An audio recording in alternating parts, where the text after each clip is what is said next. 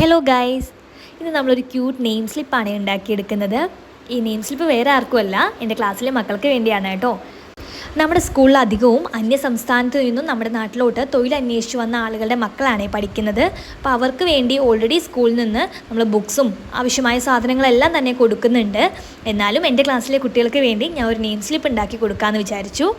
മെയിനായിട്ട് ഇത് ഉണ്ടാക്കാനുള്ള കാര്യം എന്താണെന്ന് വെച്ച് കഴിഞ്ഞാൽ അവരുടെ ബുക്സ് തമ്മിൽ അങ്ങോട്ടും ഇങ്ങോട്ടും മാറിപ്പോവുക. അവരുടെ വീട്ടിലെ സാഹചര്യങ്ങളാണെങ്കിൽ പഠനത്തെ എത്ര തന്നെ പ്രോത്സാഹിപ്പിക്കുന്ന ഒരു പാരൻസ് അല്ല ഉള്ളത്. എങ്കിൽ പോലും പഠിക്കാൻ നല്ലോണം താല്പര്യമുള്ള മക്കൾ നമ്മുടെ കൂടെയുണ്ട്. അപ്പോൾ അവർക്ക് ഈ ബുക്കുകൾ മാറിപ്പോവാതിരിക്കാൻ ഞാൻ കണ്ടെത്തിയ ഒരു ഐഡിയ ആണിത്. ഈ സ്റ്റിക്കേഴ്സ് വെച്ച് അവർക്ക് ബുക്ക് ഐഡൻറ്റിഫൈ ചെയ്യാൻ പറ്റുന്നതാണ് ഞാൻ വിചാരിക്കുന്നത്. ഓരോ സബ്ജക്റ്റിനും ഓരോ പിക്ചേഴ്സ് എന്നുള്ള രീതിക്കാണ് ഈ നെയിം സ്ലിപ്പ് ഉണ്ടാക്കുന്നത്. അപ്പോൾ ഇതിപ്പോൾ ഒരു സെറ്റ് ഉണ്ടാക്കിയിട്ടുണ്ട്. ഇതിപ്പോൾ മലയാളത്തിലോട്ട് യൂസ് ചെയ്യാമെന്നാണ് കേട്ടോ ഞാൻ കരുതുന്നത്. അപ്പോൾ ഇത് നിങ്ങൾക്ക് ഇഷ്ടപ്പെട്ട് കഴിഞ്ഞാൽ നിങ്ങളും ട്രൈ ചെയ്ത് നോക്കൂ. വീഡിയോ ഇഷ്ടപ്പെട്ട് കഴിഞ്ഞാൽ ലൈക്ക് ചെയ്യുക. അപ്പോൾ ഓക്കെ, ബൈ.